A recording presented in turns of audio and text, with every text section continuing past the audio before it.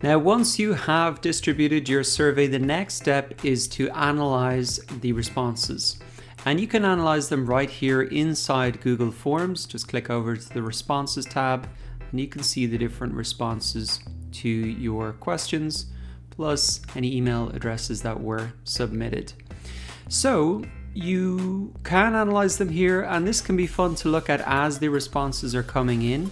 But what I would recommend you do is wait and see when the responses stop coming in. You'll notice that because this number stops going up, and that'll probably be 1 to 2 days depending on how much you've promoted the survey. So to look at it in a deeper level and really analyze it, I would recommend you view the responses in Google Sheets. Open that up right away.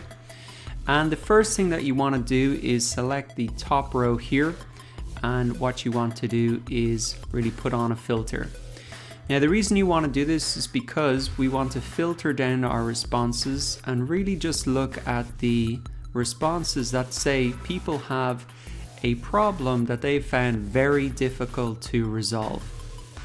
Now, why are we doing that? Well, remember, if we want to create a successful product or service, or even a piece of content like a blog post or a video, we need to be solving problems that are not well solved in the marketplace. And that's why we really want to focus on this. And you can see if we scroll down here, just to the third response to give you a visual, we can see that around 40% of the answers, people said it's a very difficult problem for them to solve. So by just filtering that there, we have removed 60% of the problems that people don't think are that important or not that hard to solve. And we're just focusing on 40%, which for this survey is about 80 responses as opposed to over 200. So it just makes it easier to analyze it as well. Now, the next thing you want to do is go ahead and open up a different tab here. You can just add that like that.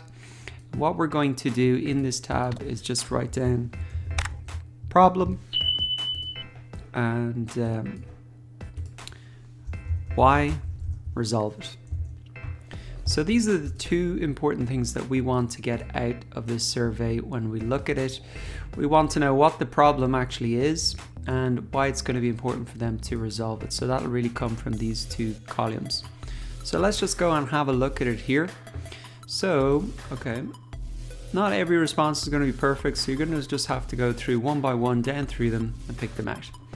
So let's see the problem here. What's your biggest challenge? Can you show me the most direct path towards getting a minimal viable product in the marketplace? Okay, so that's a great problem to solve. So what we can do is, I always like to frame the problems as like a how-to. I'm going to delete this one I did earlier so we can start fresh. And what we can do is just pop this in. And what I like to think about is, if I was writing this as a course or a piece of content, like a blog post or a YouTube video, what would the title be? It's always just easiest to start it with how to. So how to get a minimal viable product into the marketplace, let's say in 1 day, because they're looking for speed. That's what they said in their response here. Oh, let me go back to this tab.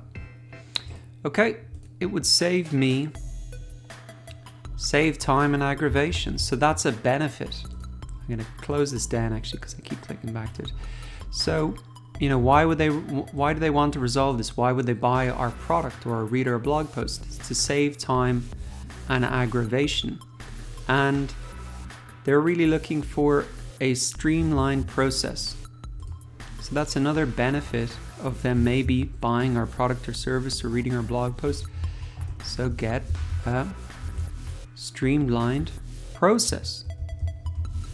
So you can see already here, just reading one response, what I've got for me is a potential course that I could make, or even a potential section or lecture within a course, a potential blog post, a potential YouTube video that is tailored to my audience and that would really resolve the problem that they have. What are some of the benefits that I could mention at the start of that video or course, or put on the sales page or in a Facebook ad? Look, this is going to save you time and aggravation. You're going to get a streamlined process. to get a minimal viable product into the marketplace in one day. That's a very good pitch and offer, and it resolves a pain point that people have. So that's only one answer. Now let's go down and have a look. Okay.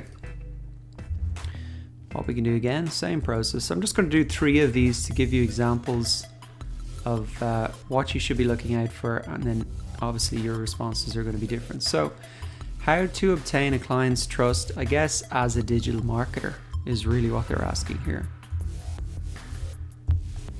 And why would they want to do this? You know, grow your business steadily. That's why they want to resolve this, because they think trust is a big barrier to signing clients.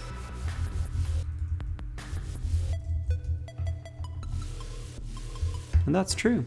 How can you get them to trust you? They're going to hand over money and access to, you know, their analytics or whatever.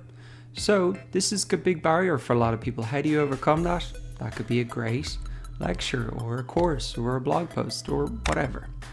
Could be a great piece of sales copy on a course or Facebook ads. So again, you just copy and paste. This is why this process is so beautiful and powerful, because there's very little work for you to do once you start to analyze it. So let's have a look here. This looks interesting. How does voice search affect SEO? This could be something interesting. You know, how to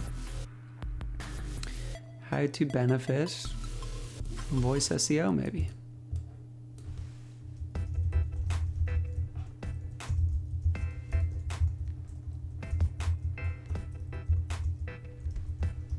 Or how to rank number 1.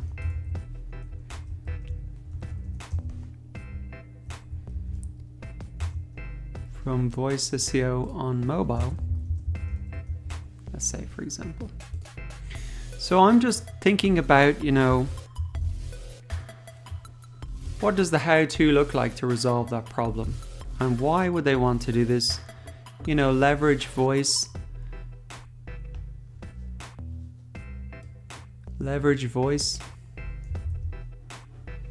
SEO to get to the leverage voice SEO. Now, why to get free traffic to your site?